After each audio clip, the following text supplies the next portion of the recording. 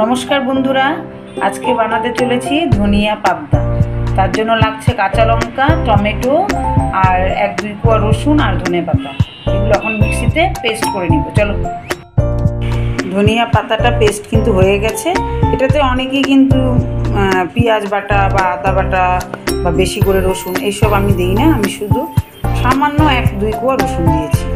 তুমি এইভাবে একবার খেয়ে দেখো, সত্যি বলছি খুব টেস্ট হয় কিন্তু। চলো এখন বানাই। গরম হয়ে গেছে, এখন সব পাবদা মাছগুলো ভেজে নিব। মাছগুলো ভেজে নিয়েছি, দিলাম কালো জিরা। এখন তেলে দিয়ে দিব সামান্য ধনে গুঁড়ো আর হলুদের গুঁড়ো। কষে গেছে, এখন ধনে পাতা বাটা দিয়ে দিব। এখন ঝোলের জন্য জল দিয়ে দিব। জলটা ফুটে গেলে মাছগুলো দিয়ে দিব।